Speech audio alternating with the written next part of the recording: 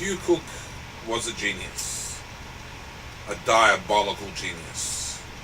Like Draketon, Dreldragon, Douay, or is it Dreldragon, Draketon, Douay? I always get the first two parts of a name mixed up. The Walrus and the Wolf. He's synonymous with Hugh Cook, or the heart of Hugh Cook. Sarcastic. The kind of person who would step over his dead grandmother to get a brand new sword he likes. Possibly kill his grandmother to get a brand new sword he likes. Might not be that sarcastic, but not far off it. The Chronicles of an Age of Darkness was replete with wicked, wicked, wicked men and wicked, wicked, wicked women who would do whatever it takes to get the job done. And by whatever it takes, whatever it takes. There were redeeming characters, 0 of them, but the love they showed was incredible. Exhibited through the sword, cutting the throat, many a time, or some such thing. And Pratchett is interesting. Discworld is interesting. It's funny. It's like, cut me own throat. Whereas in Chronicles of an Age of Darkness, someone will cut it for you and spit down it as well.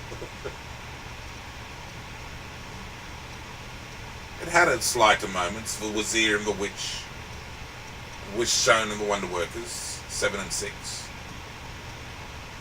They were, I think, his intelligent, subtle sarcasm. Well, not even subtle. It wasn't exactly subtle about it, was it? But that was his intelligence, probably at his finest moment.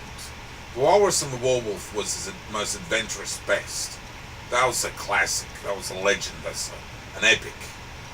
But his sarcastic side, that intelligent side of Hugh Cook, where he's being very witty with everything. 6 and 7, which is sort of like the sequel, sort of a same Untun Chilamon Island, and follow up to each other, and finest moments, I suppose. Woman of the Warlords, that's a real novel, isn't it? It's a drama, isn't it? It's got its wit, but it's a drama. It's a regular, everyday story. And I think a lot of it shows in the final epic, number 10, Witcher and Weapon Master. I think a lot of number 3, Women of Warlords, is in number 10. It sort of brings a sense of sobriety to the saga. 10 is like 1 in many ways, like the Wizards of the Warriors. But it's a bit more vibrant and a bit better written. It's all the experience from 1 through the long journey he's trodden down, the crooked pathways he's trodden down, to Geskulken, and a strong story. It's regular fantasy. Like number 1, it's regular fantasy. The way it finishes is the way it starts. With, in the end, standard regular enough fantasy. We go for a rollicking ride, seeing the world of Olo Milan on the way there. The way it finishes is the way it starts. I think different people would be attracted to different novels in the saga. Some would work quite well for some type of personality, and some would work for another. And some people are going to love all 10, because I freaking love the Chronicles of an Age of Darkness. Dreldragon would have to be my favourite, but so much good stuff. Intelligent, sarcastic science fiction done by a master of the craft. If you don't know about the Chronicles of Age of Darkness, it was published in the 80s and the 90s by writer Hugh Cook. It's science fiction, almost comedy at times, but it's science fiction. It's pretty epic, it's pretty long. Some of the volumes are quite large volumes, some of them are regular size. And it's pretty epic in its scope. Ultimately it was intended to be 60 volumes.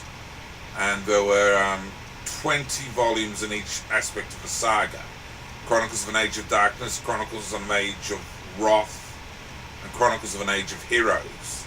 They were the 20-book triptych which made up the 60 volumes where it ended. And you can find that information on his website and clones of his website online. So there is further information online, and you can find a short story or two online which is set in the Chronicles of an Age of Darkness universe, apart from the saga itself. But I read all 10 as they came out. I was probably attracted to the beautiful fantasy covers to start with, which is why I bought them. But they impacted upon me heavily, and I can't give the saga as a whole anything apart from a 10 out of 10.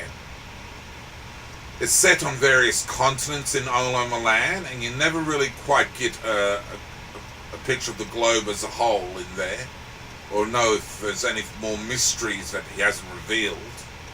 You get a certain snapshot of it, and presumably we've got the world sorted out, but there could be more to it.